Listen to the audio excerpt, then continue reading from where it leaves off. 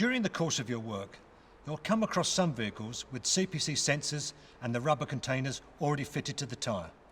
Before you start removing the tyre from the wheel, however, you need to remember to do this away from the dot code here on the sidewall of the tyre. This is because the CPC sensor is normally aligned with the dot code and the valve in the inner tyre, and we don't want to damage it when we take the tyre off. Once the tyre has been removed, it's easy enough to remove the sensor from the rubber housing on the old tyre. You should be able to pop the sensor out from the housing like this quite easily, and there's no need to remove the rubber housing from the tyre. Once you've removed the sensor, we can refit it onto the new tyre going onto the vehicle. And if the replacement tyre already has a rubber housing in place, just insert the sensor into the housing and refit the new tyre onto the wheel as normal. If there's no rubber housing, one will need to be added to the new tyre so the CPC sensor can be reattached. However, this should only be done on site or at the depot. Do not attempt to add the rubber housing on the roadside for obvious health and safety reasons. So if you're working on the roadside and find the new tyre doesn't have a rubber holder, simply fit the new tyre on without the sensor and retain it until the vehicle returns back to the customer's site.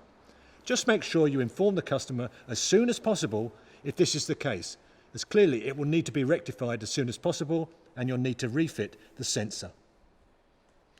To install the sensor housing, you first need to make sure you're in a cool, dry place so nothing can affect the condition of the tyre or our peripherals. Then you'll need to fit the sensor here in the centre of the inner tread, making sure it's aligned with the dot code you can see on the sidewall of the tyre. As we've already said, this is to make sure that on any tyre we know exactly where the CPC sensor is placed. Now you know where to put the sensor, you'll obviously need to clean the area where it's going to be attached.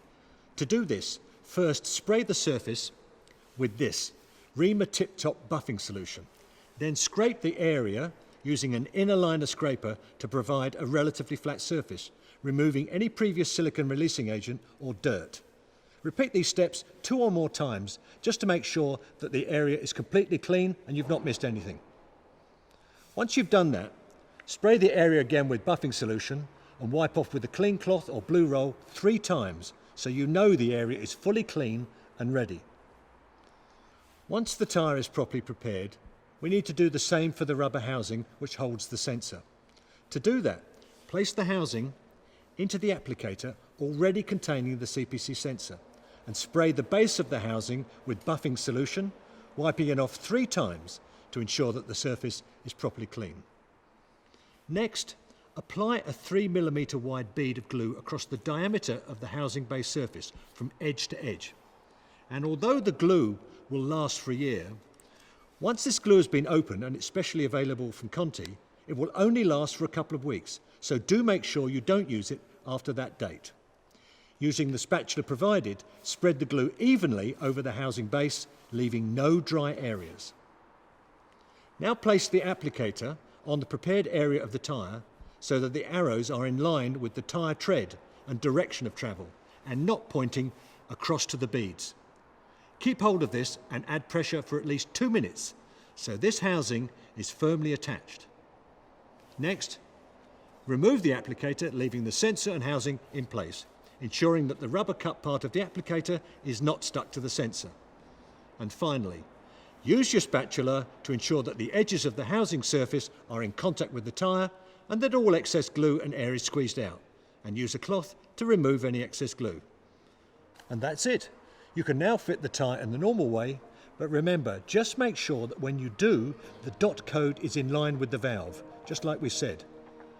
And if you have fitted a brand new sensor, you can easily activate it using the CPC handheld tool. Guys, it's as simple as that.